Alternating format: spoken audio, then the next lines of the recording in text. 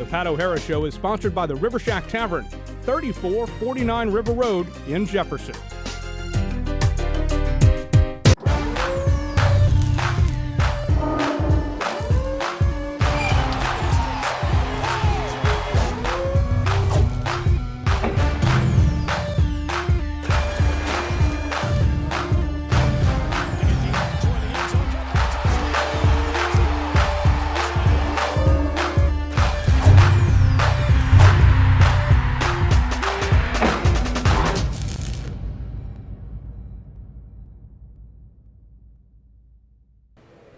Welcome to the Pat O'Hara Show here at the River Shack Tavern. I should say welcome back to the Pat O'Hara Show, considering we had a bye week. And joining me as always is head coach Pat O'Hara. And coach, welcome back. It's good to be back. You know, the bye week was long, not long enough for some of our guys, but we're ready to get back to work. You went back to Orlando.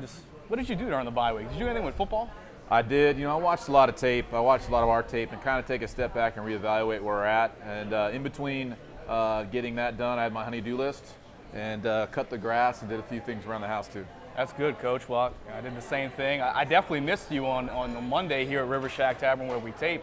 Definitely missed you for the show. Yeah, I missed it. Well, I don't miss you that much, Brandon, but I missed the red beans and rice. So, but it's always a good time here. That's tough to hear. You know, I was hoping you'd miss me a little bit, but anyway, Coach, just looking back at this past week, you know, a bye week, but you went into the bye week with the win against Pittsburgh. Just talk about how big that was to get at 500.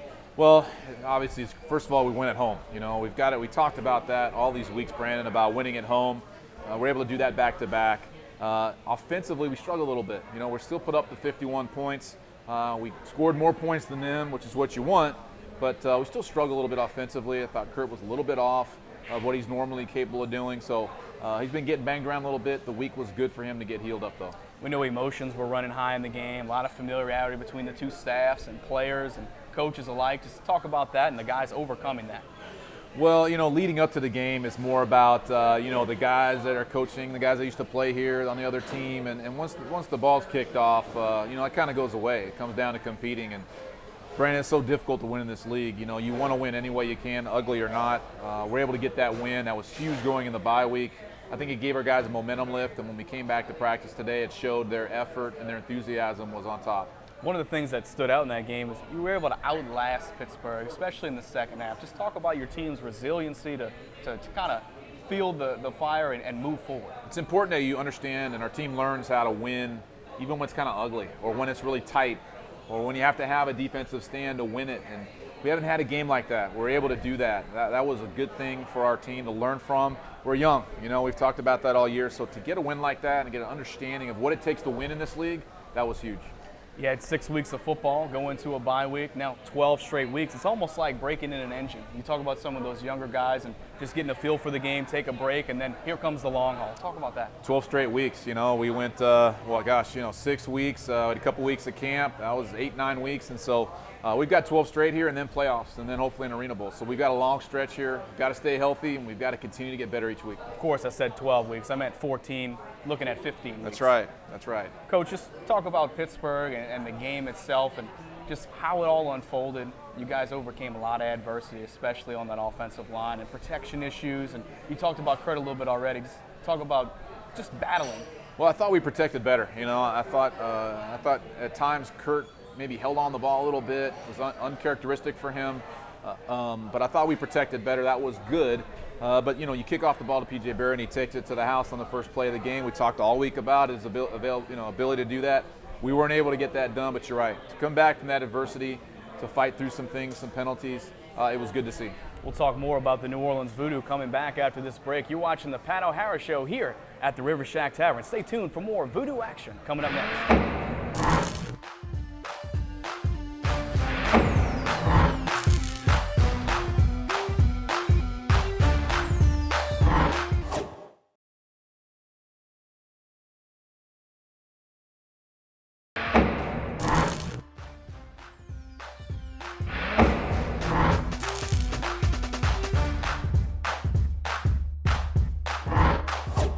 Welcome back to the Pat O'Hara Show here at the River Shack Tavern. And joining us this week as a special guest is fullback Joe Alejajian. And Joe, welcome to the show, my friend. Thank you very much. It's a very interesting last name you have there. Probably had that butchered quite a few times. Oh yeah, definitely. Throughout my whole life, and I was always the first one on the alphabetical list for the attendance, and the teacher would start out saying, "All right, please forgive me if I pronounce any of you guys' names wrong," and of course I was the first one. I haven't been a victim of having it said wrong, but my last name, Rizzuto with Billy Madison. I've never let that down for as long as I've been alive. So definitely feel your pain on that one. Yeah. Joe, just tell me about this year. I know you came in last year, spent some time on the IR with head coach Pat O'Hara. Just talk about this season thus far. I have a great feel for the team with great coaches. I mean, if you have a bunch of guys who are on the same page, you just give effort, you always have a good team no matter what, and that's what we have, is guys that never want to let up. Talk about that first game against Philadelphia. You scored 3 touchdowns, tied a single-game record for the VooDoo. Yes, sir. It was my first game really starting at fullback, and I was excited. I had great blocking by the O-line, and I just took what I had, so just had to do it for the team. Talk about the team's battles thus far. I mean, going 0-2 to start the season and fighting back, winning 3 of the last 4 games, to be at 3-3 going into the bye week. I mean, everyone doubted us. No one really knows our names. We're a bunch of young guys. We just have a bunch of talent. We're just trying to prove our name and try to show everybody that we can do it. And right now we're on the right track at 3-3. We're going to keep on moving and get better day by day. One of the things I've noticed at practice and at the games is you and Greg Ellingson, you guys go back. Talk about your friendship. Oh, yeah. Greg came in when I was a sophomore. He was a freshman in college. Right when he stepped on campus, we knew he was the man. And he's doing the same thing to this day. He keeps on getting better day by day and proving people wrong. You mentioned college, Florida International's where you two guys went. You've dealt with some adversity being there as well. Oh, yeah. Oh, yeah. Talk about that. I mean, my freshman year, we started out, we went 0-12. That's a hard thing to get by and get up in the morning and go training at 6 in the morning when you're, 0-8. It's pretty tough, but it builds character. Guys stick together. The tough ones stick together. When the going gets tough, the tough get going. Did you kind of adopt that mindset coming into this season? Just knowing where the VooDoo were last year, 3-15, last in the league, and kind of having that same mindset. Hey, we have to be tough. Yeah. Oh yeah. I mean, I knew it wasn't going to be easy. I know everyone was going to, try to put us below the totem pole, but we're proving everybody wrong, and we're going to do nothing but the same from here on out. So I mean, we always got to prove ourselves no matter what. We had a bye week this past week. 12 straight weeks. We'll talk about that in a second. But talk about how important this bye week was for the players, especially somebody like you, to get healthy. Oh, yeah, it was good. It was nice for all of us just to go home, see family and friends, get away from football just for a couple of days, still keep up with the rest of the teams in the league just to see how everyone else is doing. But it was well-deserved and well-needed, but we're ready to finish the season strong now. Looking at the rest of the schedule, 12 straight weeks of football, 7 of those games are away.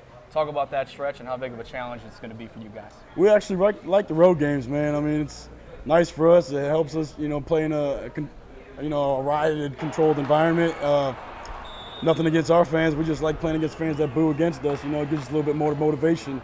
But it's going to be tough getting 12 games in a row. We're just going to keep on pushing. One of the things that really stands out about you, Joe, is your ability to be out in the community and your willingness to be out in the hospital visits. Just talk about giving back to the community. Oh, yeah, we love it. I mean, anytime you have a chance, an opportunity to give back to somebody and put a smile on somebody's face, it always makes me happy, along with all the rest of our teammates. Talk about that visit to Tulane Hospital for Children. You met a young man named Kale. Talk about that. Kale, I love Kale, man. He's a good guy. Nice little country boys. His parents were both country folks, too. Just always looking at the bright side of things and trying to stay positive with everything that happens and just being happy, man. He's a great guy right there. I love that guy. I remember being there, meeting Kale for the first time, and he kept talking about he had a gator. He had a gator. Yeah. And some of the guys were, what is he talking about? He's got a pet alligator? No, he was talking about a tractor. Oh, yeah. Good times to be around those. And talk about just the overall community involvement. You and Greg seem to have adopted New Orleans as a home away from home. Yeah, exactly. I mean, that's the best way to put it, is a home away from home. I mean, can't be just some place that you're at for 6 months. You got to get involved with the community, with the team, with sponsors, everybody. You just got to be all around community guy and give back. You have a pretty interesting background with your family. Just talk about your family, being born in the Northeast and moving down to Florida, and how you've become to be this burly man with this long hair. Well, I've never grown my hair out before. I'm donating it after the season, so I'm just a little experience right now, a little experiment. My parents were born in Boston. I was born in Cape Cod. We moved down to Florida when I was 2 years old, so I've been down there. I'm pretty much raised there my whole life. And I just always played sports my whole life, man, and just kept at it. And I always knew I wanted to be professional in some kind of sport, and football just happened to be it. Joe, as always, thanks for your time, my friend. Thank you very much. Appreciate it. Thanks for having me. You're watching the Pat O'Hara Show here on Cox 4 and at the River Shack Tavern. Stay tuned for more VooDoo action.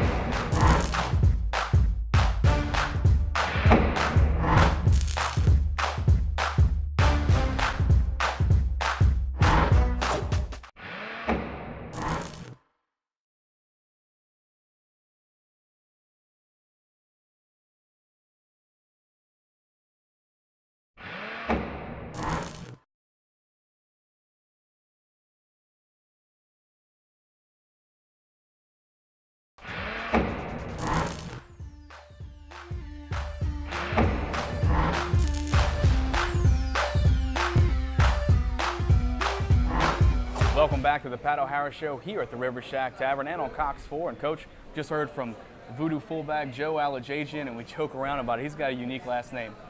He does. No one can get it right. His paychecks even don't have his name spelled right. But yeah, you've got it. Alejajian. Joe's a great guy. Joe's one of the few guys I brought from Orlando.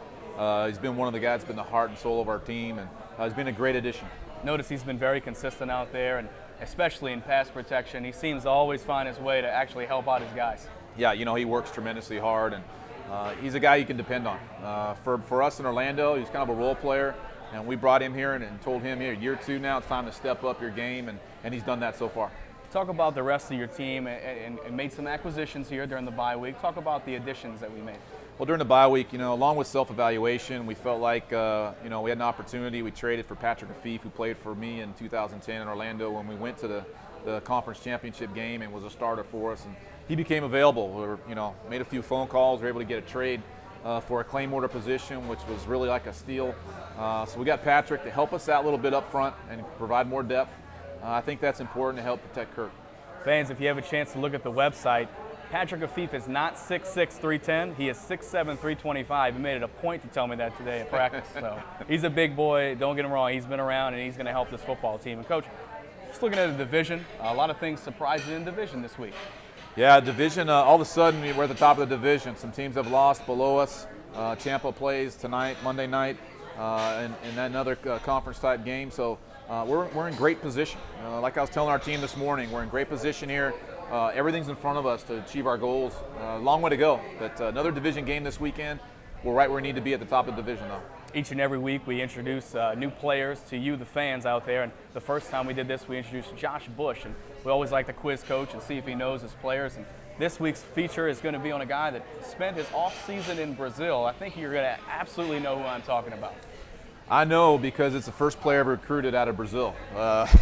Lorenzo Breland. Lorenzo was coaching in Brazil, American football, and playing out there. He spent the whole off-season out there. He had a great experience, but the only way I could contact him really was through Facebook. So there you go. Facebook is a recruiting tool. Let's hear what Lorenzo Breland had to say. VooDoo, running for my magic.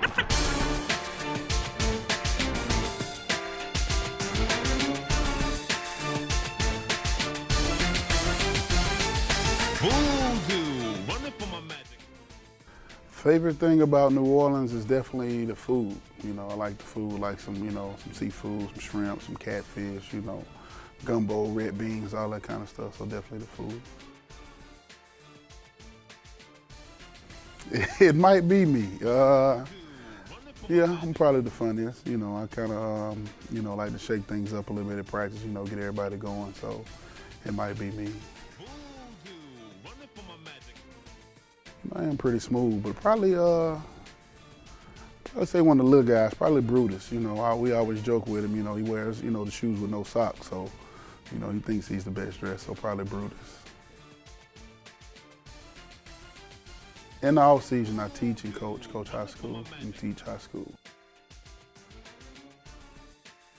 I really don't have a problem with discipline. I mean, like I said, the kids kind of, you know, they kind of look up to me. They know, you know, I'm pretty straightforward. I'm not going to deal, you know, with any behavior problems. I'm not going to deal with disrespect. So, you know, I just demand, you know, respect when I come in. I get them respect, and, you know, to give it, you got to give it. So, you just don't have any problem. Probably I was down in Brazil last fall, actually playing football, coaching football, teaching English.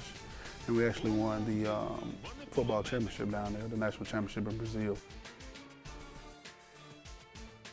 Yeah, outdoor football. They actually, they started playing about 10 years ago on the sand.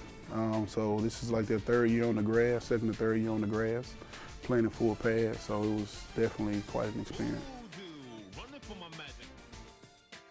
Fast, exciting, and action.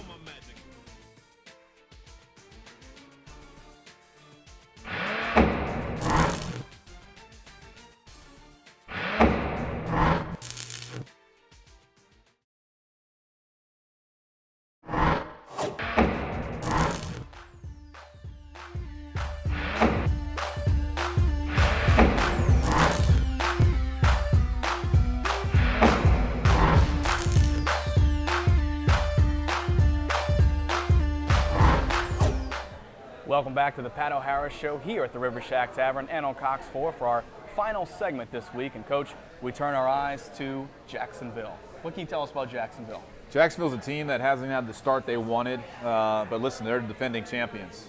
They've won 2 games. I believe they're 2-4. A tough loss the other night against Spokane, but we're playing on NFL Network in their environment, hostile, loud crowd there. We played them in the preseason. They're going to be ready for us to come in there and play them. And they're led by Terrence Smith, wide receiver, who's one of the tops in the league and actually is ahead of P.J. Barry kickoff return average. We've got a great challenge there, especially the way we've been playing in our kickoff coverage team. So other than that, it comes down to the same thing, Brand. We got to protect our quarterback, get after their quarterback, and be sound in special teams. If you can do those 3 things, you got a great chance to win. You mentioned preseason, and one thing we try and stress to the fans that a lot's changed since preseason. This is a different football team, and that win early on might be a little misleading to think about how easy this game could be going. There's no easy games. Preseason doesn't even count. There's a reason why it doesn't count. So that's behind us. This is a division game on NFL Network at Jacksonville. It doesn't get any bigger. It's a tremendous challenge. We're playing better than we were then, and so is Jacksonville. They could easily have been 4-4 with some of the scores of their games. We have a great challenge. Again, we got to take care of the ball. We're doing a good job of that. Takeaways, giveaways, we're right where we need to be there. We just got to come out ready to go. You mentioned special teams, and obviously it's going to be a challenge to contain theirs, but in the game against Pittsburgh, Corey Payne, you had a few guys step up in the special teams return game. Talk about that. That was good to see. Josh, with Jeremy Kellum as our DB, got a little dinged up and left the game, and then Josh Bush had to step away from the offensive side and play in the defensive backfield. So we couldn't play. We wanted to rest him, not put him on the net as much, take that pounding. So we put Corey back there, and gosh, he did a great job. Took one return down the 1-yard line. We punched it in. That's what we need. We need a little spark there, and so I think Corey will continue to help us in that aspect. Would have loved to see Corey score. Just a great guy to be around. Works very hard. Yeah, Corey's been a great addition. He was a late addition. last 2 years in football, he's been hampered by a hamstring. Could not get over it. A lot of teams shied away from him.